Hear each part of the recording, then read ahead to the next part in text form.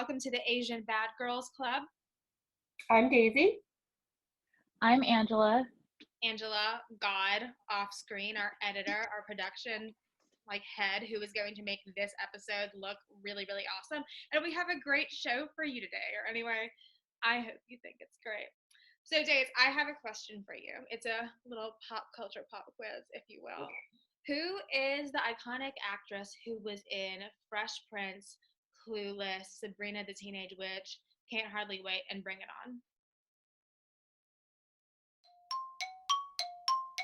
On? They were in all those movies? Yes. You said Hint, it's not a white girl. it's an actress. It's a girl. I have no clue. I don't know. What? I have a spoiler alert for you then. Let me share. It's this bitch. I want to give all of my love today to the ICONIQUE Nicole Bilderback. I mean, dare I say that she was kind of our Asian representation when it came to 90s and 00s teen movies and TV shows. She has been in everything. She's been in Bring It On, Buffy, Can't Hardly Wait, Clueless, all of the things that I just quizzed you on, basically. But unless you looked up Whitney from Bring It On's IMDb page, you might not notice her because she's done so much work and she's been in all of these really, really cool roles on these really awesome, I'm saying cool and awesome a lot, but that's what she was to me, you know? She wasn't the long duck dong that people would Radical. I mean, she was the cool girl, and I see it now, like I do kind of like recognize her face, you know. Now that I see her, I'm like, I recognize her face. You were in Buffy, bitch. But she wasn't cast as like your stereotypical studious Asian Phoebe from Hey Arnold, whatever you want to call it. She was cool. And I'm sure there's something to be said about, you know, why she was cool, because she was gorgeous and sassy and everything. But to me, growing up in Mississippi, this little brown girl who was the furthest thing from cool, it meant a lot to me to see an Asian face on the cheerleading squad just like making shit happen, you know? Yeah. Even and that's the thing that's so crazy too, is that clearly, right, she's a side character, and even still you found that because we didn't even have the main character, but she was there. Exactly. She was there for you. She was. And she still is to this day, and we'll go into it. So Nicole was born in Seoul, Nicole from Seoul, and she was adopted to the Bilderback family that lived in Oklahoma. They later moved to Texas, and girl, she was involved in everything. She was on the cheerleading squad. Check it out. There's our girl. She is in the top right of the right hand picture with the really nice perm. And then these are from her Instagram, which I encourage you to follow because she posts so many wonderful throwbacks, and she's super politically active too. Love that. And yeah, she was like cheerleading ever since 7th or 8th grade. She was a dancer. She was very involved in the arts at her school. And I feel like from a young age, she probably knew that a star had been born, right? I'm off the deep end. Watch as I dive in. So she moved to LA at the age of 18. These aren't when she was 18. I just really love these pictures of her because she's the bomb. But she moved to LA at the age of 18 to pursue acting. She worked at Jerry's very cute, famous deli to make ends meet while she was going on auditions, doing that hustle that young actor has to do when you're just trying to make your way in the world. In 1995, she got a role in Fresh Prince. So I'm not sure if you remember this episode, Days, but it was when Ashley was growing up and discovering things, and Nicole played one of her two friends in the scene. Wait. Discovering things? Discovering things. Okay. So Nicole played one of Ashley's two friends in the scene where Ashley, they were starting to talk about how they were interested in sex. So Will heard Ashley talking about it through their rich bitch intercom and was like, not my cousin, no. And it spiraled, but we stan a precocious queen, okay? I Because do actually remember that episode. do you? Strangely enough, I do absolutely remember that episode. Yeah, because they were having like a sleepover or something. Yes, and I was looking for a clip from it, but I couldn't find it, so I'm just gonna have to look it up on HBO Max later. But after her role in Fresh Prince, there were eyes on her. She got a role as Susie Chen in the 1996 TV show Silk Stockings, and she continued to work in TV as I guess for lack of a better term, like cool background Asian. She was the diversity, and I don't know. It's a very double-edged sword because you don't want to be tokenized, right? But at the same time, like she's working so hard and she's making a way for herself in the entertainment world, and she's looking bomb as fuck doing it. Let's just say. Right, exactly. And there is something about just having at least that face there. Like even for me, even though I mean, as a Southeast Asian, I didn't see representation for a very, very, very long time. And I was just happy to have like people like Nicole Bilderback. Like for me, growing up, my mom's Nicole Bilderback was Chrissy Yamaguchi. You know what I mean? Like that was, her daughter, so I get it. Yeah, absolutely. My girl was Summer in Clueless. Clueless, girl. Clueless. A number one iconic 90s movie that everybody's now still wearing those little two-piece clothes. It all comes full circle, right? Everybody is trying to dress like my girl in the middle, Miss Summer from Clueless, Nicole. She had what, 2 lines in it, but just seeing her as this gorgeous face sitting next to Brittany Murphy and Ambulance, it just meant so much to me. And there is a scene that I will play for you in a second. I'm going to set it up. They're at the party. Brittany has not yet started rolling with the homies, but she sets up a really, really controversial game. Oh, here. Hey, everyone. Let's play Second Blow.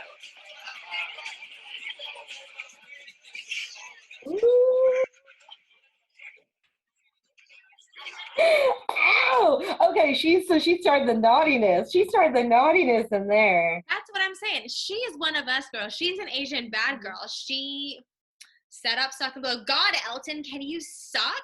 And that it was such a fucking controversial scene, and we love her for not only being the one to just be that bad, but also setting up the party games. They would have just been standing around doing nothing if Nicole hadn't stepped in. Hello. She went on to star in as a supporting role in Sabrina the Teenage Witch. There was an episode where Harvey Kinkle went to the dance with some girl named Libby, who I assume Nicole is bitching out right now.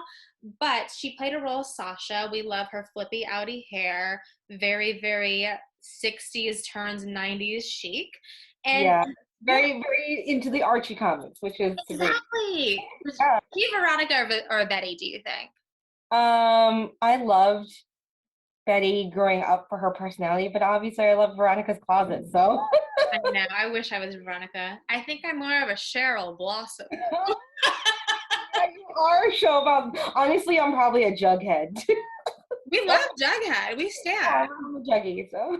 But oh my gosh, Nicole also was in Seventh Heaven, Step by Step, and then she went back to Clueless when it became a TV show, not as Summer again, but as Nicole. Lazy writing, but we still love to see her. Nicole, yes, Nicole. I'm into it. Yes, and here she is in Buffy as one of the Cordettes. I hate that they didn't give her a name and she was just Cordette, but we'll take it. Buffy was a great show, and I wanted still a great show. I wanted to be different people within the seasons because the characters changed so much. And then Can't Hardly Wait. Nicole was in Can't Hardly Wait. Do you remember this role of hers? No, but she looks so sad. She looks so sad. She looks so sad. So I shall set up the scene for you. Seth Green is alongside her. He overhears her talking to a very young Mary Cherry from Popular about how her boyfriend cheated on her with a freshman. And you know what? I'm going to get him back. I'm going to beat him at his own game. I'm going to sleep with a guy at the party. I'm going to sleep with the next guy that hits up. I'm going to sleep with the next guy who talks to me. So that was the ad lib of Nicole's lines in this. And here's the clip that I shall play for you where you're seeing all of the magic happen. No, hell, the next guy who talks to me.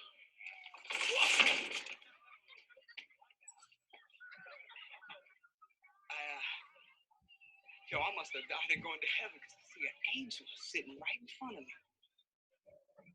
So sad. Are you crying? I would have been sad too. I look so sad. I feel like we're all her friend, just like, "Ugh." Oh no, baby, please. The disappointment in her face, the utter disappointment. I mean, I didn't want to like bore you with the entire 2-minute clip because whatever, you know what happens, but they go back and forth and she's like, well, do you want to meet me in the pool house? And he's like, okay, give me 2 seconds. He goes up to the bathroom to get ready. He never leaves the bathroom because he gets Because he just walked in. with Denise Fleming, and we all know how that ends.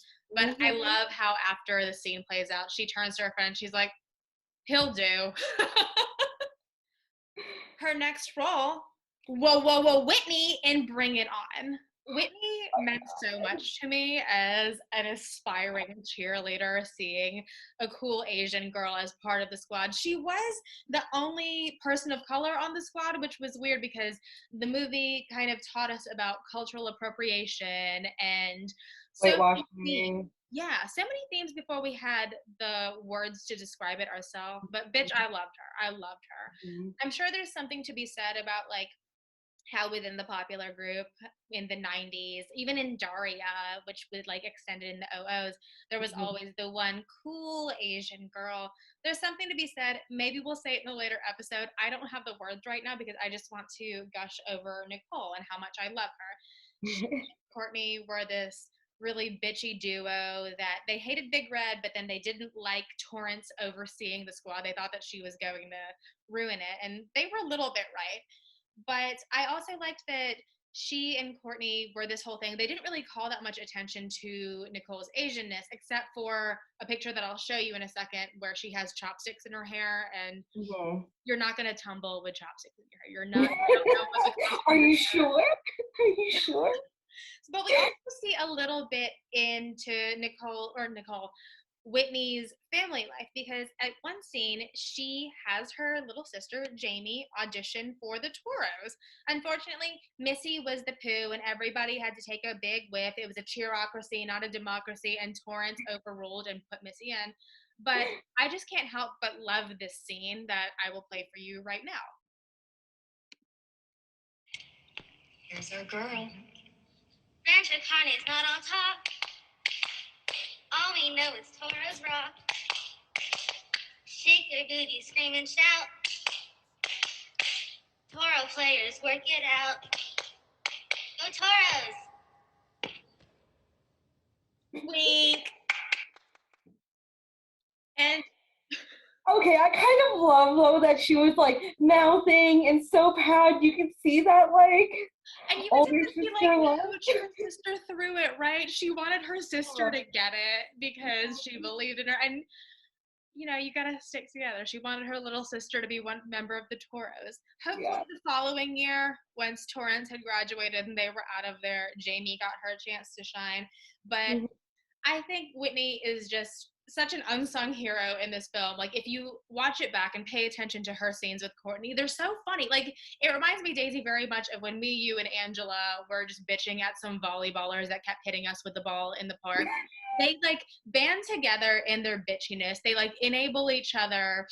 Yeah. The scene... They're up to take up space. Yeah, exactly. And it's like, I'm going to say what I need to say, and I don't care who has anything to come back at me with. So there was a scene where I think they were at nationals or regionals, the one with the Sparky Pilastri.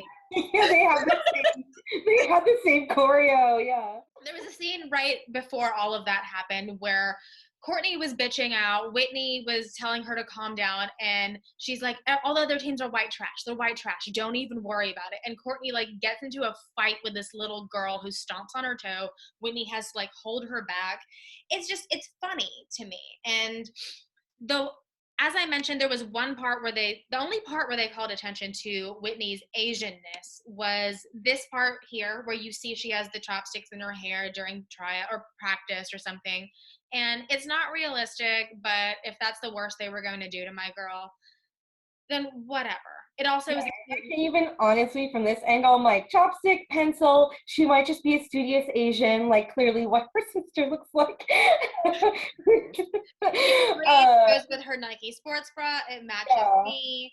The look. It's whatever. It's a look. And I guess like back in the 90s and 00s, people would do that. So yeah, it was I'm very not popular. too hard for this moment. But after Bring It On, everyone loved her.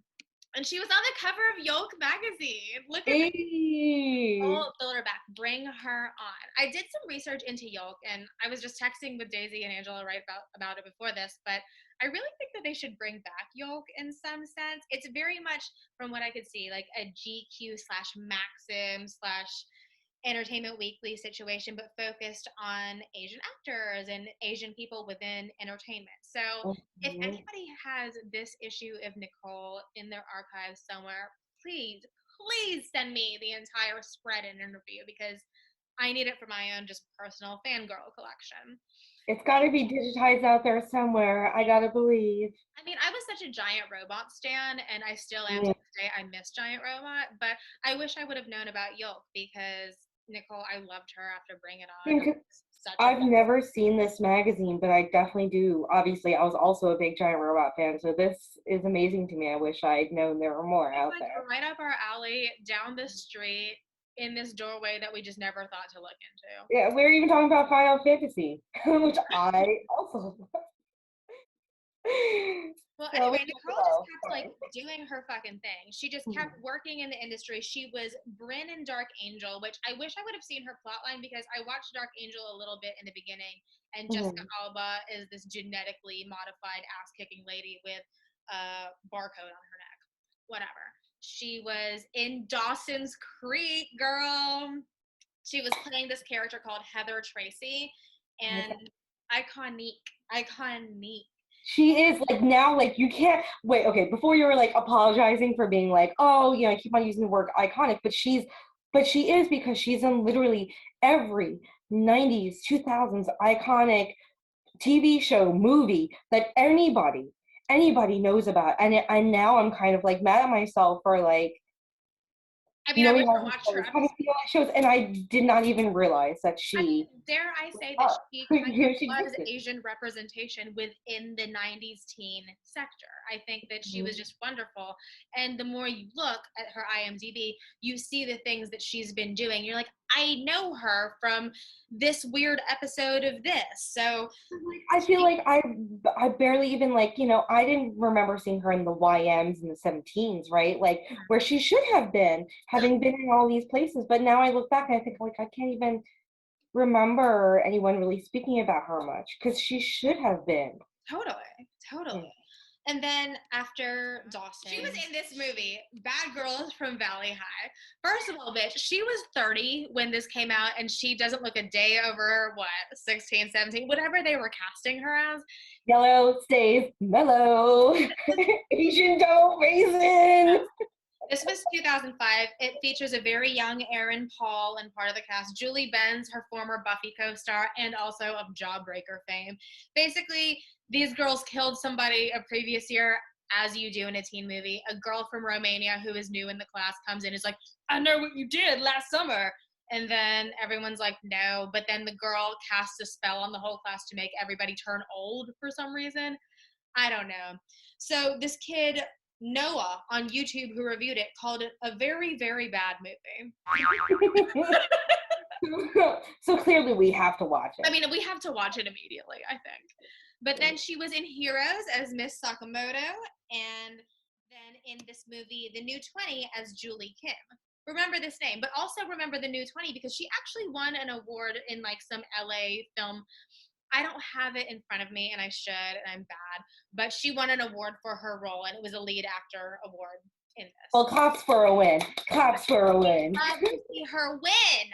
So after she played Julie Kim here, she continued to work in TV as you do, but her notable role to me as somebody who loves this show was Lieutenant Julie Kim in Brooklyn Nine-Nine. So Brooklyn Nine-Nine, I love it so much, and it's just such a feel-good show. I don't know if it's police propaganda, but That's another hairy subject that I don't really want to get into right now because Julie Kim was a great role for her. She came into the squad. People thought that she was a Madeline Wunsch implant, who is like the mortal enemy of the captain of the NineNine. So they were all skeptical of her at first, but she got along really well with everybody, and she was just very, very genuine. And then it came out she wasn't a Wunsch implant, right? She wasn't put there. She went there because she admired Captain Holt and she wanted to work with him. That was legit the entire reason. I have a quick clip for you that I will show that's just to show how well she got along with everybody. Kim, I've been going through your files. And I've been going through yours.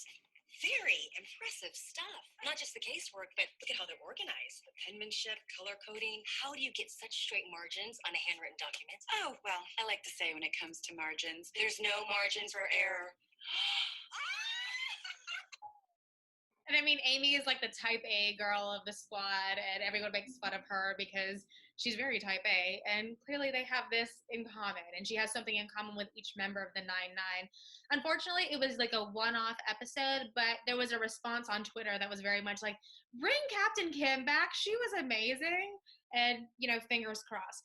But she has a really bright future ahead of her, of course, because Nicole is one of the hardest working actors in the industry. She's continuing to put out work. I saw that there was something coming up on her resume that it had quarantine in the title, so I believe they're probably filming it now. And that is why, all of this is why, Nicole Bilderback is my Asian bad girl of the week, of my life, of the past few decades that I've been seeing her. So... Thank you, Daisy, for indulging me. You're gonna end it with icon. You're good. Okay, cool. The voice. Okay. The voice comes out. Thank you, God. The voice of God. Our angel with an A. Oh my gosh, Archangel Angela.